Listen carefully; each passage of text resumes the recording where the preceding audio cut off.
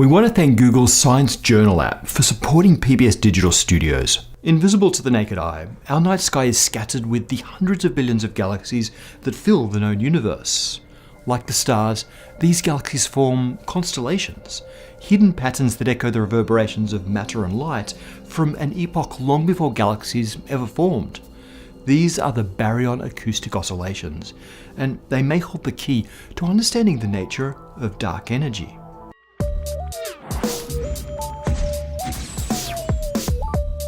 The field of cosmology, the study of the universe on its larger scales, was once the least precise in all of astrophysics.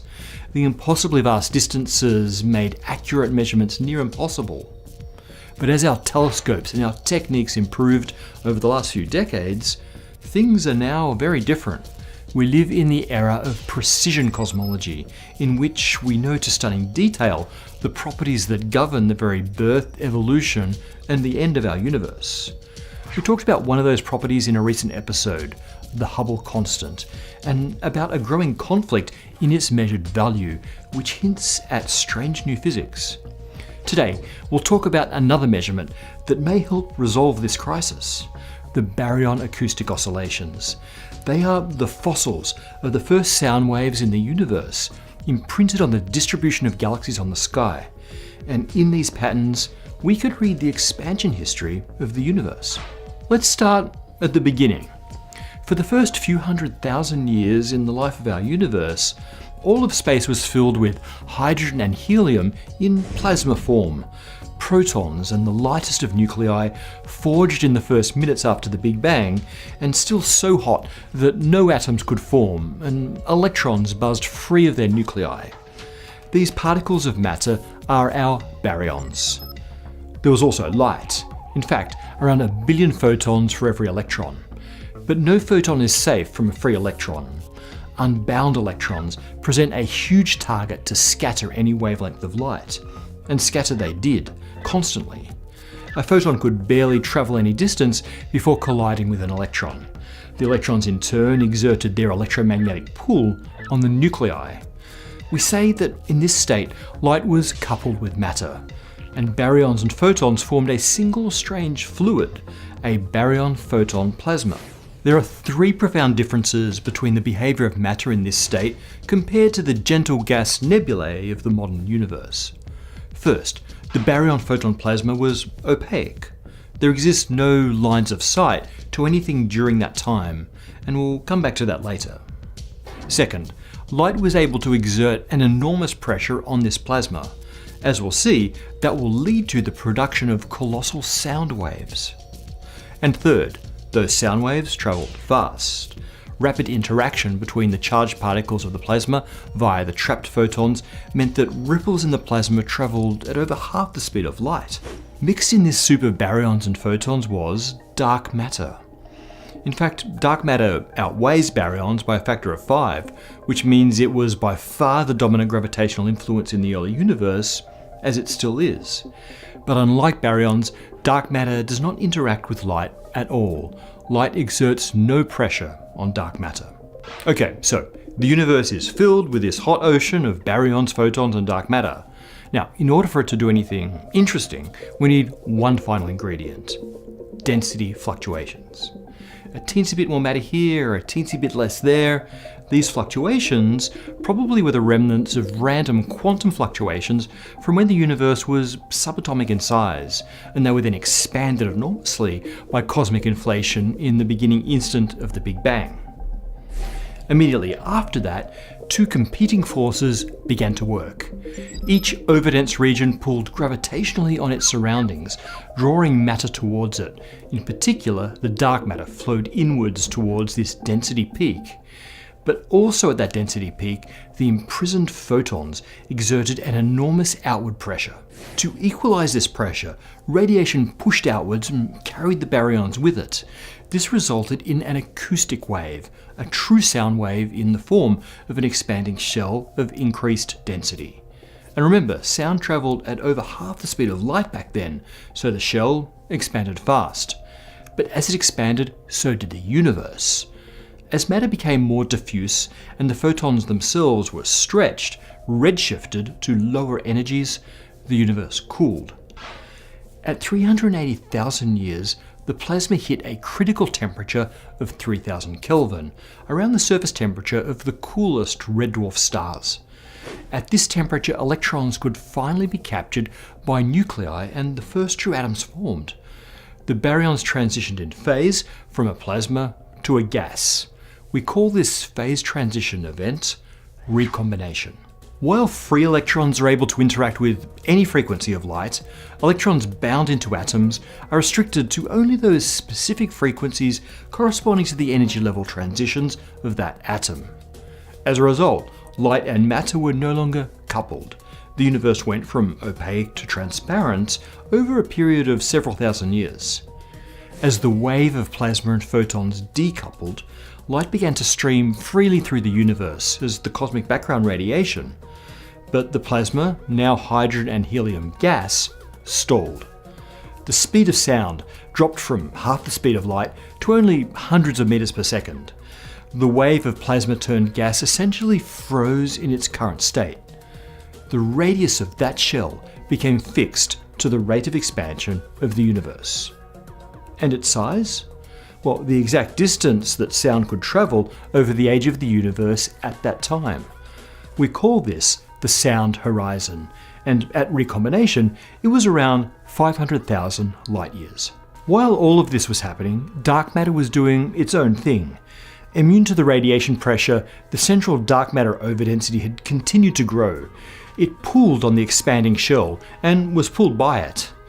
When the expanding wave froze, both dark matter and baryons flowed together and consolidated the new structure. Once more in the gravitational grip of dark matter, hydrogen and helium could begin the long work of collapsing into stars and galaxies as the universe continued to expand. And now, over 13.5 billion years later, the universe has expanded by a factor of 1100. So those rings should be 150 megaparsecs across, 500 million light years. So how does this primordial history lesson help us understand the subsequent expansion of the universe? Well, crazily, we can still see those rings, not made of plasma or gas, but made of galaxies. But before I show you what they look like, a note of caution. The story I just told you about the early development of these density fluctuations is far from the whole picture. In reality, the density waves sloshed inwards and outwards, gravity pitted against radiation pressure. Density everywhere oscillated, with a rate of oscillation depending on the size of the initial fluctuation. Those are the oscillations in the baryon acoustic oscillations, and the complex signature of that sloshing is imprinted in detail on the temperature map of the cosmic microwave background radiation. That's something we'll explore in a follow-up episode because it's perhaps the most powerful tool we have in cosmology. But today, we're going to focus on this first outbound density pulse and what it looks like now in the arrangement of galaxies. So, the acoustic shells at recombination overlapped in a complex web. Those rings were further smeared out over the thousands of years it took for the universe to fully transition from plasma to gas. Collapse that web into galaxies over the age of the universe, and at first glance, it looks like a random smattering of galaxies on the sky. But the pattern is there. Detecting it required the most detailed surveys of the heavens ever conducted. It required galaxy redshift surveys. Redshift is just the amount by which a galaxy's light has been stretched as it travelled through the expanding universe. The more stretching, the longer that light has travelled, and so the more distant that galaxy must be. Redshift gives distance, and with careful measurements of galaxies' positions on the sky, a redshift survey can produce a three-dimensional atlas of the universe. With a galaxy redshift survey in hand, how do you find patterns in what looks like a random splattering of tens to hundreds of thousands of galaxies? Well, you expect that galaxies should mostly form in the centres of those primordial density fluctuations, where the dark matter was the most concentrated. But you should also have a slight overabundance of galaxies at exactly 150 megaparsecs from those clusters, corresponding to the acoustic rings. Everything is so hopelessly overlapping, but here's what you do. In your atlas of the universe, take slices of the universe, each slice a certain distance from us. Within that slice, tally up the distances on the sky between every pair of galaxies. You should see a lot of galaxies that are close together. That's the clustering from the giant dark matter density peaks. But you should also see a slight excess of galaxy pairs with separations of 150 megaparsecs. These are the galaxy pairs where one is at the center of the dark matter peak and one is on the surrounding ring. That bump seems small, but it's statistically very significant. It's also exactly where we expected it to be. This baryon acoustic oscillation signal was first spotted in 2005 by the Sloan Digital Sky Survey in the Northern Hemisphere galaxies and the 2DF survey in the south. Since then, the WiggleZ, BOSS and 6DF surveys have improved the measurements. Now, there was a powerful driving motivation to make this measurement and to improve it. It was to confirm dark energy. Dark energy was first discovered by using distant supernovae as distance measurements to track the rate of expansion of the universe. Those observations revealed that the expansion rate is accelerating due to an unknown influence that we call dark energy. But such an incredible claim requires independent checking. It requires an independent test of the expansion history. Enter the baryon acoustic oscillations. See, we know exactly how big those acoustic rings should be. Our understanding of the behavior of the original baryon photon plasma is excellent. So we know how far the acoustic wave should have traveled before being frozen by recombination. And we can confirm that prediction by looking at the patterns in the cosmic background radiation. That means we know how big those rings were when they formed, and we can see how big they are at different points in the modern universe from our redshift surveys. These rings give us a standard ruler on the sky, spanning all of cosmic time. They allow us to track the expansion rate of the universe. The baryon acoustic oscillations agree with and confirm what we measure using supernova distances. The expansion of the universe is accelerating. They confirm the existence of dark energy.